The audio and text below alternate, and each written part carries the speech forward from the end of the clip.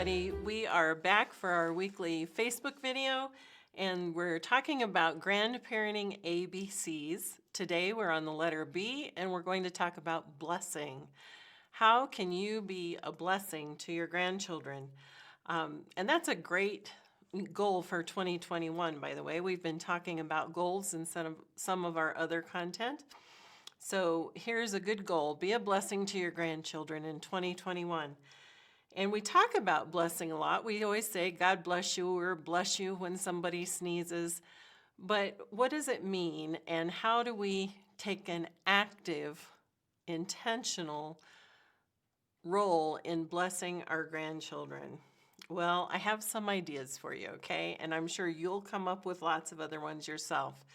But basically, to bless somebody is to do good to them, to show them favor, to help them in some way. So with your grandchildren, here are a couple of thoughts, and then I want to add a couple for the parents of your grandchildren, your children. They need blessings too once in a while, right? So I think the number one way that you can bless them is with your time.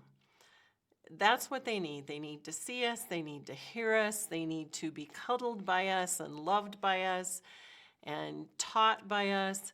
So spend time with them somehow, whether it's in person, whether it's via video, telephone.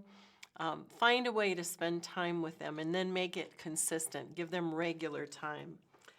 And here's another thing, and I talk about this in a lot of applications. You'll probably hear it a million times over our years with Grandparenting A to Z, but genuine interaction highlighted by listening. Get your ears open.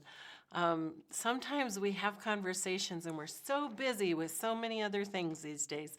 We're looking at our phone, we're checking email, we're doing all kinds of things while we're supposedly interacting with someone in the room with us.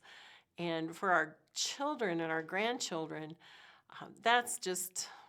it's not a good plan. We're not really listening to a little child if we're trying to do something else while we're talking with them. Just because their conversation is at a younger level, a less mature level, doesn't mean it's any less important. They need to know we hear them. Why? Because over time, when somebody really listens to us and they hear us and they interact with us on a genuine level, it builds trust. We want our young ones to trust us as they grow up.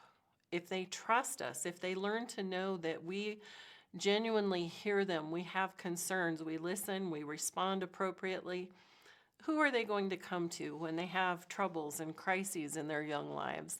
They'll come to their parents and grandparents if they've learned that this is a trusted place to come for wisdom and for guidance and for help and for understanding.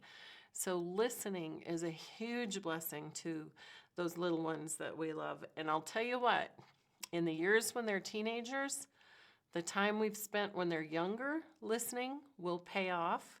And sometimes when they're teenagers, it may not seem like they're listening to us. But I'll tell you what, I had one of my sons come back to me when he was in his early 20s.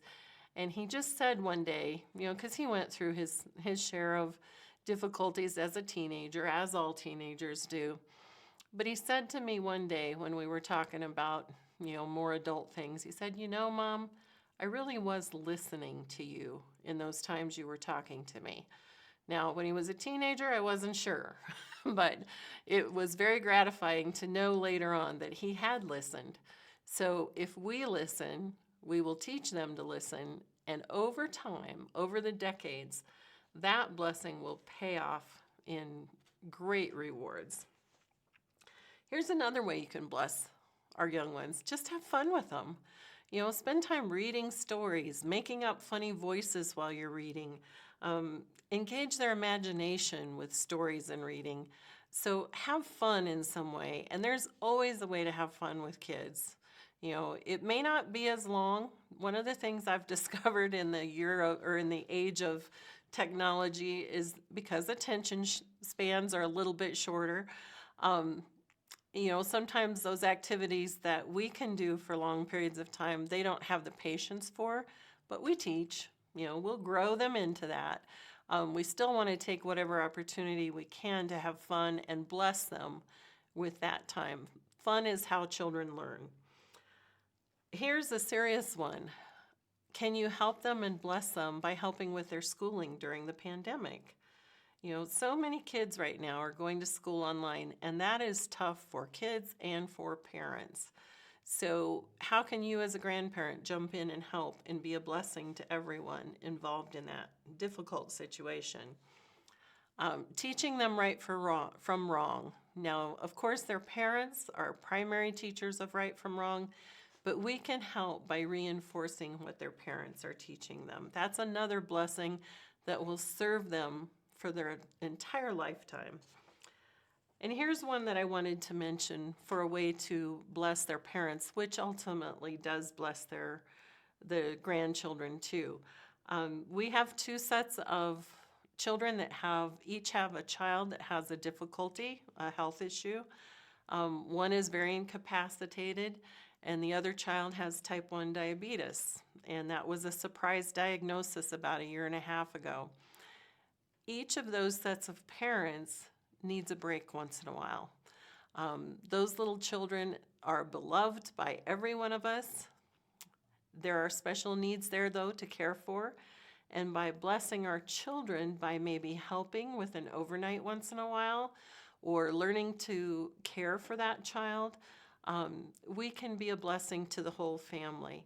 It gives the kids a break. It gives our grandchildren a break. And just an opportunity to decompress a little bit. And I will tell you that our children that have the child that's very incapacitated, they're out of state, and I'm really proud to say that their other grandparents are a huge help to our son and daughter-in-law. They take the other grandchildren for overnights over the weekend and just give them a little break and a rest. They're still caring for the youngest who has the medical situation, but they're at least getting a little bit of a rest from 4 very busy young boys. So just do that. Think about ways you can bless your kids, and that will also bless your grandchildren. So blessing done well is an intentional act. It's one that requires thought and activity, and those are words we're using a lot in everything we're doing with Grandparenting A to Z. So be intentional. Think about some ways in 2021 that you can bless your grandchildren and your children. So thank you for your time spent listening to our videos. We encourage you to jump on the website at grandparentingatoz.com.